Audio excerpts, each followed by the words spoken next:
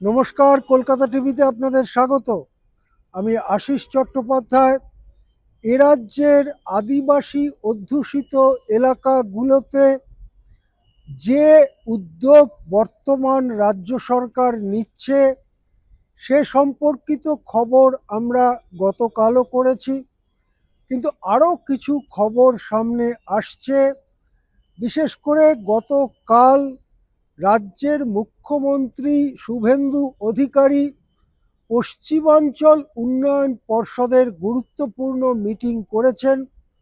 এই পশ্চিমাঞ্চল উন্নয়ন পর্ষদে 7টি জেলা রয়েছে। এই জেলাগুলি হল বাঁকুড়া, পুরুলিয়া, পশ্চিম মেদিনীপুর, ঝাড়গ্রাম, বীরভূম এবং পূর্ব ও পশ্চিম বর্ধমান। এই বিস্তীর্ণ জেলাগুলো, তাদের অনেকগুলোর মধ্যেই আদিবাসীরা নির্দিষ্ট এলাকায় প্রচুর সংখ্যায় থাকেন। একটা অংশের মানুষ খুবই দরিদ্র এবং এই অঞ্চলটাকে সাধারণত অনুন্নত বলে ধরে নেওয়া হয় বলেই একটি আলাদা করে পশ্চিমাঞ্চল উন্নয়ন পর্ষদ তৈরি করা হয়েছিল। সেই পর্ষদের গুরুত্বপূর্ণ সভা শুভেন্দু অধিকারী করেছেন এবং তিনি বলেছেন যে প্রত্যেকটি অঞ্চল পিছু 50 লক্ষ টাকা করে উন্নয়নের জন্য বরাদ্দ করা হচ্ছে এবং সেই উন্নয়নের কাজ এই বর্ষা শেষে মাঠ শুকিয়ে গেলেই শুরু করা হবে। এই টাকা যদি শেষ পর্যন্ত একেবারে নিচু স্তর পর্যন্ত যায় তাহলে পরিকাঠামো উন্নয়ন থেকে শুরু করে মানুষের পরিষেবার ক্ষেত্রে অনেক বড় পদক্ষেপ নিতে পারবে বলে মনে করা হচ্ছে। তিনি গুরুত্ব দিয়েছেন সমস্ত বাড়িতে, সমস্ত ঘরে যাতে নলবাহিত জল যায়, আবাস যোজনার টাকা যাতে ঠিকমতো সবাই পায় ইত্যাদি যে প্রকল্পগুলো, যার মধ্যে রয়েছে নতুন 125 দিনের কাজের প্রকল্প ভিবিজি রামজি, সেটার কাজ যাতে ঠিকমতো হয়।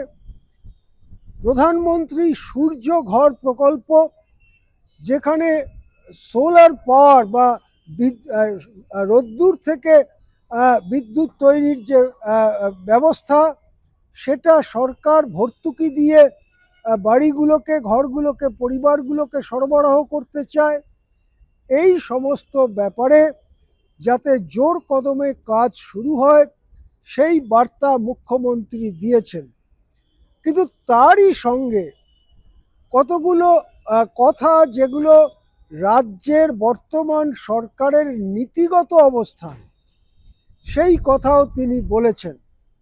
তার মধ্যে একটা হচ্ছে ইউনিফর্ম সিভিল কোড।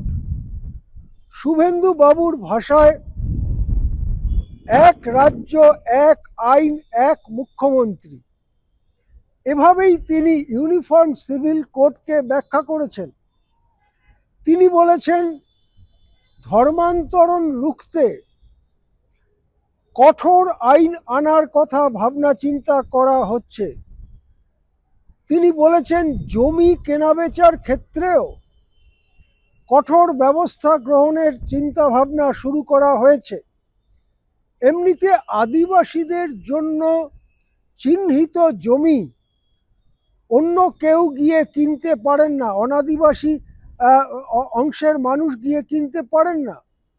আদিবাসীদের জন্য সংরক্ষিত জমি আদিবাসীদেরই থাকে। সেই জায়গায় দাঁড়িয়ে এই যে কথাটা জমি কেনাবেচার ক্ষেত্রে আরও কঠোর আইন আনার চিন্তাভাবনা সরকার করছে, সেটা কী ধরনের, কিসের জন্য, কোন উদ্দেশ্যে, সেটা অবশ্য শুভেন্দুবাবু পরিষ্কার করেননি, কিন্তু এই কথাগুলো তিনি বলেছেন। তার সাথে দুর্নীতি যেটা হয়েছে গত জমানায়, সেই দুর্নীতির বিরুদ্ধে কঠোর কথা তিনি বলেছেন এবং দুর্নীতি বন্ধে তাঁর সরকার যে বদ্ধপরিকর সেটা পশ্চিমাঞ্চল উন্নয়ন পর্ষদের এই বৈঠকে স্পষ্ট করেছেন মুখ্যমন্ত্রী। এখন যে প্রকল্পগুলোর কথা মুখ্যমন্ত্রী বলে এসেছেন, সেই প্রকল্পগুলো বর্ষার পরে যথাযথ তৎপরতায় শুরু হয় কিনা সেদিকে আমাদের নজর থাকবে। এখন এ পর্যন্তই। দেখতে থাকুন কলকাতা টিভি।